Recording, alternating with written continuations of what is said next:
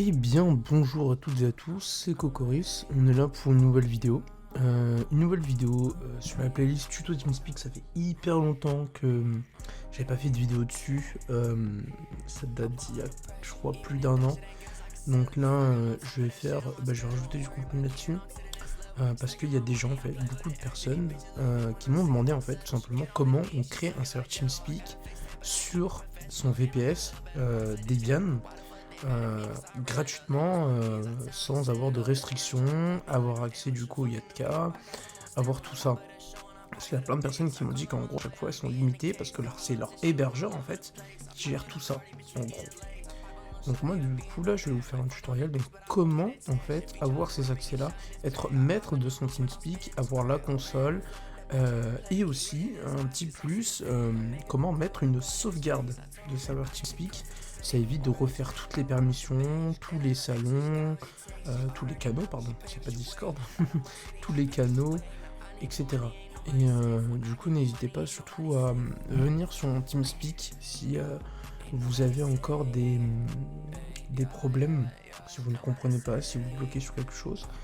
Je serai toujours disponible sur ts.cocoris.fr pour qu'on puisse du coup en parler. Moi je serai tout le temps sur le TeamSpeak, il n'y a pas de souci par rapport à ça. Donc tout d'abord, quand on a du coup installé notre VPS, donc moi j'ai installé un VPS Game OVH pour ce tutoriel. Donc vous pouvez voir que je l'ai installé en serveur Debian en version 10 Buster 64 bits.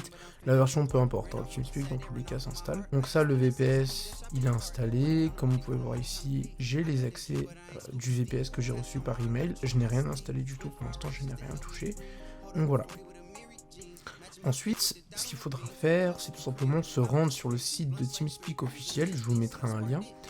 Et vous devez télécharger la version du coup Linux. Donc Linux Server 64 bits 3.12.1. C'est la dernière version légale de TeamSpeak qui est offerte sans restriction, avec Yatka, tout ça, il n'y a pas de souci par rapport à ça. Donc on télécharge tout simplement l'archive. Donc là je viens de télécharger l'archive. Ensuite il faudra télécharger Yatka du coup. Moi je l'ai déjà téléchargé, mais je vous montrerai après, vers la fin du coup de la vidéo, comment utiliser Yatka. Donc il faudra télécharger, le bouton download est ici, hein. Pour ceux qui ne le voient pas et qui chercheraient pendant des heures, il est là. Ensuite il faudra télécharger FileZilla, c'est pour tout simplement les FTP, donc les fichiers de votre serveur, là on pourra mettre du coup ces fichiers là sur votre serveur, sur votre VPS, sur votre machine en fait. D'ailleurs que je vais télécharger dans vous. Donc on clique sur Download FileZilla client et pas Download FileZilla serveur. Et ensuite on peut télécharger ici. Et après on clique sur Download. Voilà. Ensuite il faudra télécharger le client SSH PuTTY. C'est très important, c'est l'accès SSH à votre VPS. Sans ça, vous ne pourrez pas vous connecter du coup à votre VPS. Donc là, moi, je suis en version 64 bits sur Windows, comme on peut voir ici. Et donc du coup, je vais télécharger PuTTY en version 64 bits ici même. Yep, salut, c'est la voix off. Alors du coup, j'ai passé l'installation de FileZilla PuTTY Yatka, étant donné que ça ne sert strictement à rien. Ça prend une bonne partie de la vidéo et c'est très simple d'installation. Il suffit juste en fait d'installer, en fait, de cliquer sur Full Next. Il n'y a rien de plus facile que ça. Vous cliquez juste sur Full Next et vous installez. Voilà, il n'y a pas de virus, etc. Il n'y aura pas d'autres programmes qui seront installés. C'est tout simple et ça évite que du coup la vidéo dure beaucoup plus longtemps. Donc là, je vais cliquer sur FileZilla, je vais me connecter à mon serveur FTP FileZilla sur ma machine. Donc là, j'ai reçu les accès qui sont là. Je prends l'adresse IP. Dans Hôte, je mets sftp l'adresse IP. C'est très important de mettre sftp l'adresse IP. Ça permet de vous connecter en fait au VPS et d'afficher tous les fichiers et les dossiers. Voilà. Ensuite, dans l'identifiant, je mets route, bien évidemment, étant donné que j'ai l'accès complet. Je mets le mot de passe ici et je le copie-colle. Et dans port, je mets le port numéro 22, tout simplement. Là, je fais sauvegarder le mot de passe. Oui, il n'y a pas de souci, c'est un serveur sécurisé. Donc voilà. Là, je suis connecté actuellement dans les FTP de la machine. Donc ça, c'est fait par rapport à ça. Ok. Ce qui se passe, c'est que du coup, je vais devoir me connecter, bien évidemment, à l'accès SSH. Donc là, je suis connecté pour upload les fichiers. Je vais me connecter en fait à une console qui va me permettre de gérer ces fichiers-là. Je refais la même étape. Je prends juste adresse IP, je fais open, je mets root ici dans le login as et je mets encore le mot de passe. Je fais juste clic droit et après entrée. Le mot de passe ne s'affiche pas ici quand vous le tapez. Normalement, quand vous avez un tout nouveau VPS, ce qu'il faut faire, c'est que directement, il faut l'apt-get upgrade. Donc il faut le mettre à jour. Il faut mettre à jour les paquets. Et après, vous faites du coup un apt-get update. Voilà, on met à jour les paquets, c'est très important. Toujours avoir les derniers paquets. Ensuite, l'archive que nous avons téléchargée sur le site de TeamSpeak, du coup pour le serveur, nous allons l'ouvrir, nous allons déplacer le dossier sur le bureau. Nous allons, du coup on va juste l'appeler en fait TeamSpeak tout simplement. Hop. Donc là ce qui va se passer c'est que je vais déplacer le fichier TeamSpeak dans le dossier Home. Donc là le dossier TeamSpeak a bien été installé. Je fais clic droit sur TeamSpeak, droit accès au fichier et je mets 777. Et je fais récursion dans les sous-dossiers, je fais appliquer à tous les fichiers et dossiers. Ça permettra de donner le chmod à tous les documents texte, tout ça, toutes les permissions. Ça évite à chaque fois de devoir donner la permission à chaque document. Donc là, ce qui va se passer, c'est que du coup, je vais me rendre du coup dans la racine de mon dossier home/TeamSpeak. Donc là, je fais cd/home/TeamSpeak. Hop. Une fois que c'est fait, on va tout simplement démarrer le serveur TeamSpeak qui est là. Du moins, on va tenter de le démarrer. On va faire /ts3 server starscript.sh start. Donc c'est ça. Ok. Là, je fais entrer. Là, tout simplement, on va avoir un message de TeamSpeak comme quoi le serveur va pas s'ouvrir et qu'on doit accepter les conditions d'utilisation. Donc ça, par rapport à ça, on va le faire tout de suite. Donc là, vous pouvez voir qu'il nous demande de créer un fichier, on va dire un fichier appelé ts3 server license accepted, de mettre à l'intérieur de ce document texte des écritures, des mots permettant de pouvoir lancer du coup le serveur TeamSpeak.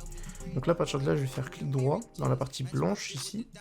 Je vais faire créer un nouveau fichier et je vais appeler ça .ts3 server licence accepted. Je vais du coup télécharger ce document texte sur mon bureau. Je vais du coup l'éditer. Donc, du coup, je dois mettre ce qui est écrit là, donc licence accepted égale 1, tout simplement.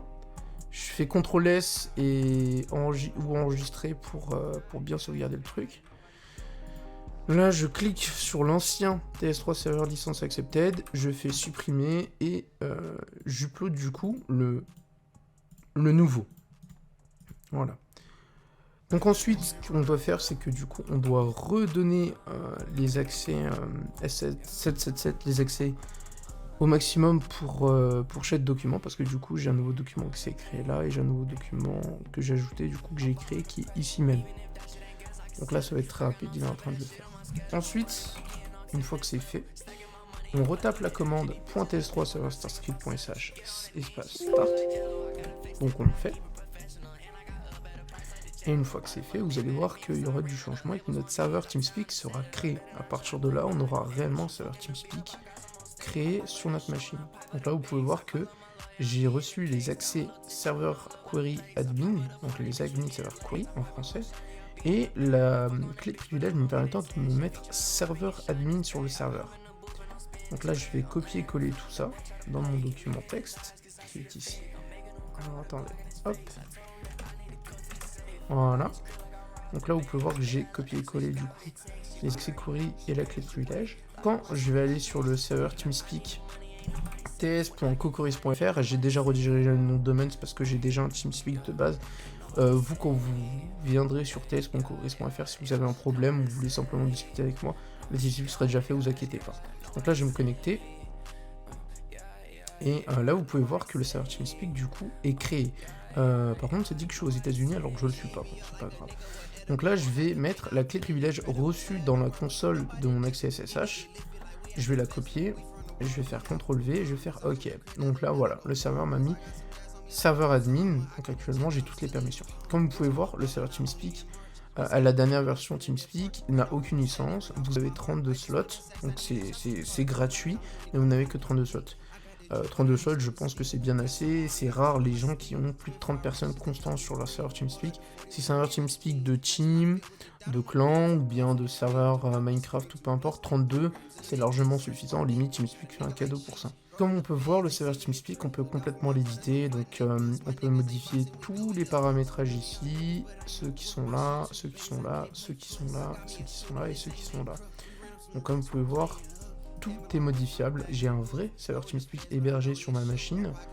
Vous pouvez voir ici que actuellement j'ai 9 de ping et que le serveur a démarré depuis 2 minutes. Voilà. Enfin bon. Donc ça c'est fait par rapport à ça. On a réussi à créer un serveur TeamSpeak. Tant que la machine est allumée, il n'y a pas de souci. Le serveur TeamSpeak ne se fermera jamais, sachez-le. Regardez quand même de temps en temps dans le site de TeamSpeak et cliquez sur l'onglet serveur pour voir si vous avez bel et bien la dernière version. Toujours avoir la dernière version, c'est préférable. Toujours obtenir la dernière version du serveur. Ça évite tous les bugs et puis au moins vous êtes à jour. Et vous faites une sauvegarde de serveur TeamSpeak. D'ailleurs, je vais vous apprendre maintenant comment mettre une sauvegarde de serveur TeamSpeak et comment créer une sauvegarde de serveur TeamSpeak. Donc là, à partir de là, comme vous pouvez le voir ici, j'ai copié les accès Yatka. Donc je vais devoir du coup ouvrir le logiciel Yatka que je vous ai mis en description. Je me connecte du coup à l'adresse IP qui est là. Donc ça, je mets ça là. Et ensuite, je me connecte au mot de passe qui est là. Hop. Le reste, vous pouvez laisser comme ça, il n'y a pas de souci. Hop, ça c'est les anciens accès. Et donc du coup, vous avez juste à cliquer sur Connect. Là, vous faites Yes, peu importe. Je vous conseille du coup de sauvegarder en cliquant sur Bookmarks et en mettant le nom de votre serveur TeamSpeak. Comme ça, quand vous faites la croix et que vous faites Yes, à partir de là, quand vous allez relancer Yatka, ça va sauvegarder vos accès et vous aurez juste à cliquer sur Vegas Club, enfin sur le serveur de votre TeamSpeak, soit sur Connect, soit vous double-cliquez dessus. Et du coup, vous avez sauvegardé les accès sans les copier-coller si à un moment donné vous les avez perdus. Quoi, il n'y a pas de souci par rapport à ça. Quand on peut voir la licence, elle est totalement gratuite, elle est Anonymous. C'est une licence, mais en fait c'est même pas une licence, il n'y a aucune licence, c'est ouvert, si tu m'expliques 32 slots, il n'y a rien. On peut utiliser qu'un seul serveur, mais c'est ce qu'on veut, un serveur TeamSpeak, un vrai serveur TeamSpeak. Le port 9987, hein, vous connaissez, donc c'est le port du serveur TeamSpeak de base. Et donc là tout simplement, le but actuellement, ça va être tout simplement de mettre une sauvegarde de serveur. Donc, ce qui va se passer, c'est que tout d'abord, là, je vais du coup renommer le serveur, je vais l'appeler serveur de test. Serveur de test. Ce qui va se passer, c'est que là, je vais faire une sauvegarde du serveur et je vais cliquer sur Create and Save Snapshot. Là, je vais mettre serveur de test. Là, je fais enregistrer. C'est bon. Actuellement, je viens de faire ma save de serveur TeamSpeak, je viens de sauvegarder mes permissions et mes canaux, etc. Même s'il n'y a rien du tout, on peut voir la taille 6KO, c'est minable. Mais je viens de le faire, en tout cas, ça marche. Pour vous le prouver, et du coup, en utilisant une autre save que j'avais déjà fait avant, donc pour mon TeamSpeak, je vais faire Restore Snapshot. Je vais cliquer sur Vegas Club, donc une autre sauvegarde, comme vous pouvez voir, le TeamSpeak est là. Je vais faire Ouvrir. Je vais cliquer sur oui, je vais faire OK. Et là, tout simplement, mon serveur TeamSpeak va redémarrer avec la bonne backup que j'avais fait avant. Donc là, vous pouvez voir que je n'ai pas de permission parce que sur cette identité-là, à l'époque, je n'avais pas de permission. Ce que je vais faire d'ailleurs, c'est que je vais du coup me donner les permissions. User, hop, Cocoris, Server Group, Owner et la permission étoile. Voilà. Et comme vous pouvez voir, actuellement, j'ai remis une backup de serveur TeamSpeak via une configuration snapshot. Là, ça affiche des erreurs. C'est normal. D'ailleurs, je vais vous expliquer comment on fait pour régler cette erreur-là. Vous avez juste à cliquer non pas sur Snapshot, mais sur Restore Field Backup. Et vous cliquez dans Channel. Donc en gros, ça va permettre de restaurer les icônes, parce qu'actuellement, du coup, le Snapshot ne prend pas en compte les icônes. Donc là, je vais restore à partir de tout simplement la backup depuis ici, du coup. Et là, vous pouvez voir qu'actuellement, je viens de restaurer tous les icônes de serveur. Je viens de restaurer les grades, les permissions, la totalité. À chaque fois, je me fais retirer mon grade, mais c'est normal. C'est parce que du coup, sur ce serveur-là, à l'époque, j'avais pas, sur cette identité-là, j'avais pas de grade en fait. Et voilà, actuellement, tout simplement, je viens de mettre une backup de serveur déjà tout configuré, que j'avais déjà fait moi-même. Voilà, là vous pouvez voir que tout est déjà configuré, j'ai rien à faire. Voilà. Donc après, bien évidemment, on peut remettre une autre backup. J'ai juste à cliquer sur Restore Snapshot, je mets serveur de test, je fais oui, je fais yes, je fais OK. Et là, tout simplement, il va me remettre le serveur que j'avais au tout départ, quand je l'ai créé, au tout départ, actuellement. Donc là, vous pouvez voir que je n'ai rien du tout. Voilà. Donc voilà. Par rapport à Yatka, comment on met une save et comment on en crée une. Create snapshot, create and save snapshot. Il faut bien sûr sélectionner le serveur. En fait, sélectionner là où vous pouvez créer la snapshot. Et puis voilà. Vous faites aussi. Alors, moi, ce que je fais, c'est que tout le temps, je fais create save snapshot et je fais create field backup. Je fais les deux. Comme ça, regardez, à chaque fois, j'ai les deux. Et du coup, ça va me permettre de pouvoir m'assurer que j'ai bien sauvegardé la totalité. Et ensuite, vos backups, vous les retrouverez du coup ici. Alors attendez, je vais vous montrer. Hop, on va copier-coller ça. Voilà, on va se rendre ici. On va faire ça. Ici, là. Voilà. Ici, vous avez les sauvegardes que vous pouvez les faire. Par exemple, imaginons, vous réinitialisez votre PC, ou bien, je ne sais pas, vous perdez les fichiers parce que vous n'avez pas fait de sauvegarde. Bah, ici, vous pouvez tout simplement télécharger du coup le dossier. Moi, je vous conseille de télécharger tout le dossier Yatka. Vous faites clic droit sur Yatka, vous faites WinRAR, ajouter à l'archive. C'est mieux. Non, clairement, c'est mieux, on se le dit. Comme ça, au moins, vous ne perdez pas le yatka.ini qui va permettre de pouvoir sauvegarder vos accès sans que vous les retapez. Et ça sauvegardera les snapshots et ainsi que les files. Donc, en gros, ça prendra tout en compte. Vous ajoutez le dossier Yatka à l'archive, vous le mettez sur une clé USB ou quoi, et vous perdrez jamais du coup la save de votre serveur TeamSpeak. Vous pouvez l'envoyer à vos amis si ils vous demandent votre save et que vous n'avez pas envie de refaire un TeamSpeak, bah voilà, au moins avec ça, ça sera fait. Donc voilà, je n'ai rien d'autre à dire. Je mets tous les liens en description, le lien de Putty, de FileZilla, de Yatka et de TeamSpeak. Pour que vous puissiez du coup télécharger tout ça et suivre le tutoriel étape par étape, c'est très important.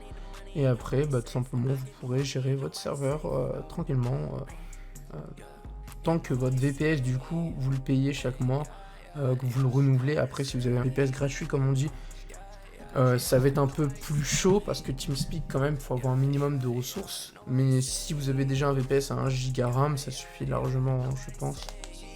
C'est amplement suffisant d'avoir ça. Et puis voilà, par rapport à ça, par rapport au tutoriel, j'espère avoir été clair et net, pas trop compliqué à comprendre parce que bon, il est quand même midi, donc je me suis réveillé il y a peu de temps, donc voilà, si j'ai pas été clair, bah surtout, de toute façon, j'ai envie de vous dire, si vous avez un problème, tenez, voilà, l'adresse IP de mon serveur TeamSpeak est toujours en ligne. Si après cette vidéo, vous avez des problèmes, vous avez des questions, il n'y a pas de souci, ts.cocoris.fr, vous rejoignez, moi je serai tout le temps là, je vous déplace et puis on en parle, il n'y a pas de souci, j'ai tout le temps pour ça. Voilà. Bon, enfin bon, j'espère que du coup le tutoriel vous aura plu. Si c'est le cas, n'hésitez pas du coup à liker, à vous abonner parce que je vais encore faire des tutos TeamSpeak qui sont eux beaucoup plus intéressants par rapport au bot musique, un bot de modération, etc. Ça sera beaucoup plus détaillé et puis voilà. Moi en tout cas je vais vous souhaiter une bonne continuation à vous. C'était Cocoris, bye bye, ciao.